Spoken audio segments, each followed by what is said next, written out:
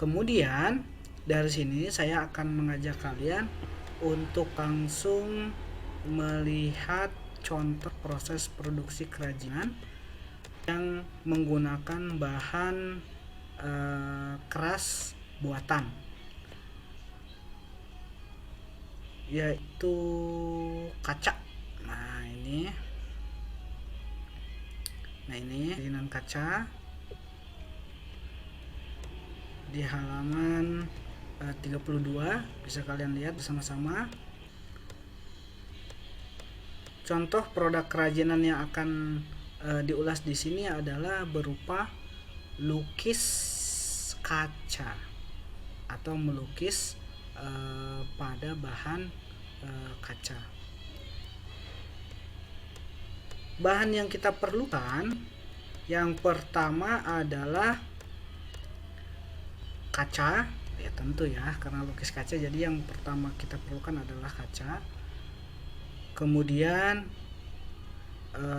cat khusus yang bisa menempel pada kaca, dan yang ketiga adalah pengencer cat atau biasa kita sebut dengan thinner.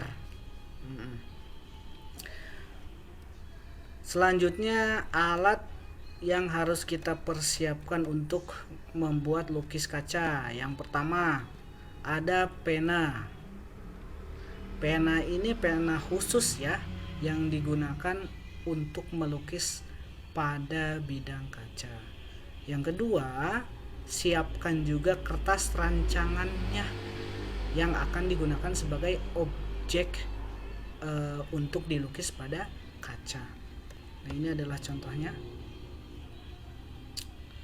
contoh kertas rancangan atau sketsa.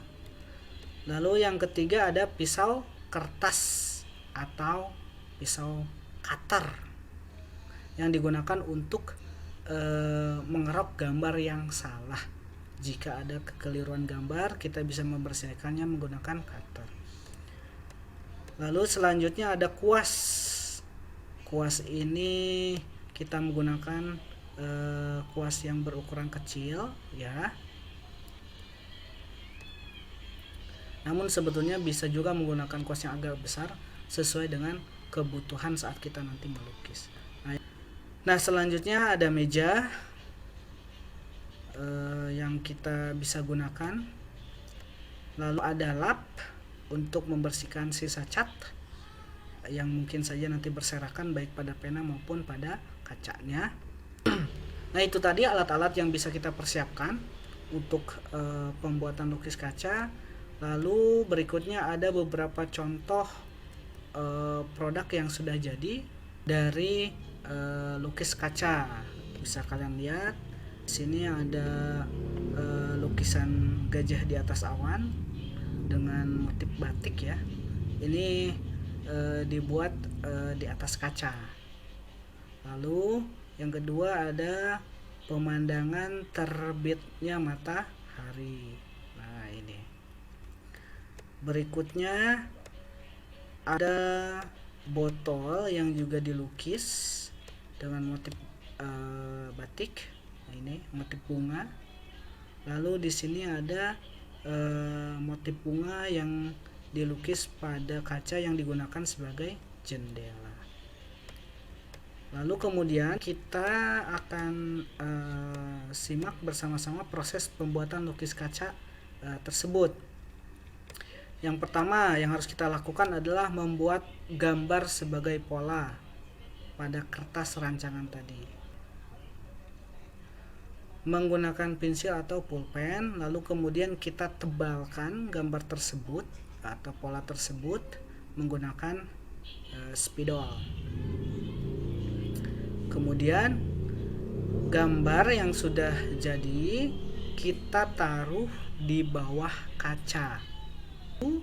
Pola tersebut atau gambar tersebut kita tebalkan menggunakan pena. Selanjutnya kemudian dari gambar pena tersebut kita warnai dengan cat menggunakan kuas. Diikuti dengan mewarnai seluruh permukaan kaca dengan cat warna, dan hasilnya kira-kira akan seperti ini. Nah ini ya, ini contoh yang sudah jadi. Nah itu. Nah mungkin itu saja sedikit ulasan tentang proses produksi produk kerajinan yang menggunakan bahan dasar bahan keras, baik bahan keras alam maupun bahan keras buatan. Kalau alam tadi kita sudah menyimak produk yang terbuat dari bambu.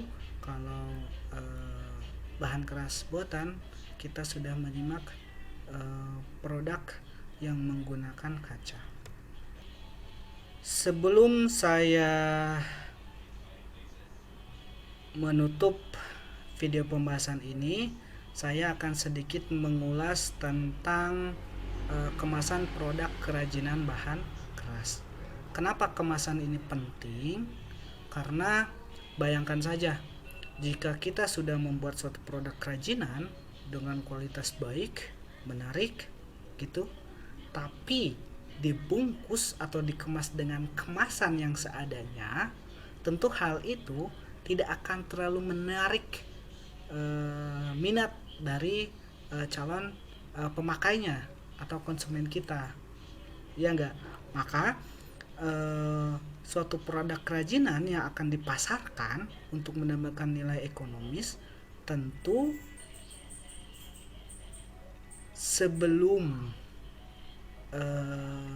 kita menjualnya, kita harus mengemasnya terlebih dahulu. Nah, bahan yang digunakan untuk mengemas suatu produk kerajinan itu banyak jenisnya, tergantung nanti kita menyesuaikan dengan produk kerajinan yang akan kita jual. Kita bisa menggunakan kertas, kardus, atau bahan apapun, tetapi yang penting bahan yang kita gunakan sebagai kemasan suatu produk kerajinan itu bisa melindungi produk kerajinan kita dari kerusakan, baik dari benturan, terik sinar matahari, atau hal lainnya yang dapat merusak produk kerajinan kita.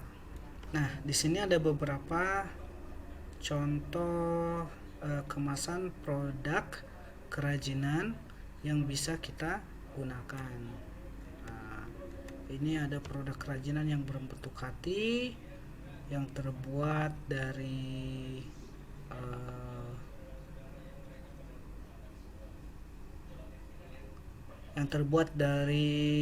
paduan kertas dan kardus ya.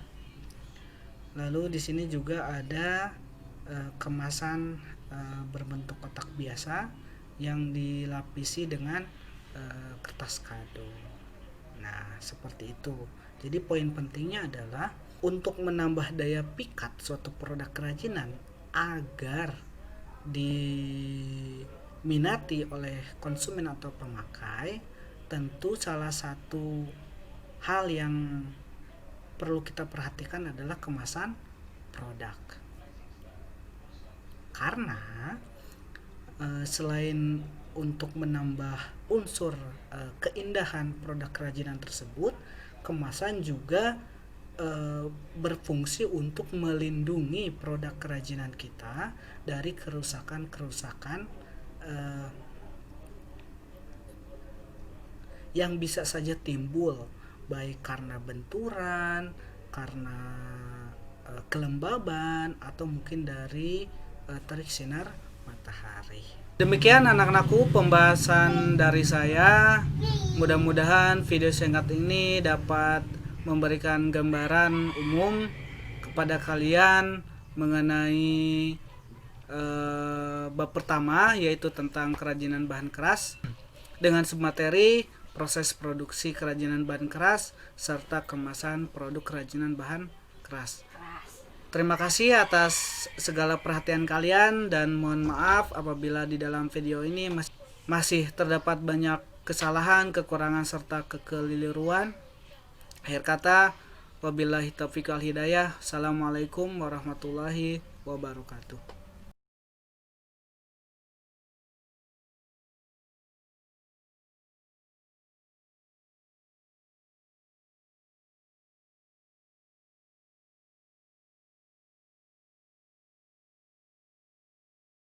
Ini adalah video pembahasan materi seperti yang saya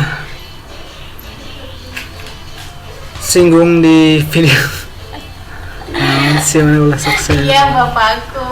Seperti yang saya katakan sebelumnya. Seperti yang saya singgung di video sebelumnya, ini adalah video lanjutan dengan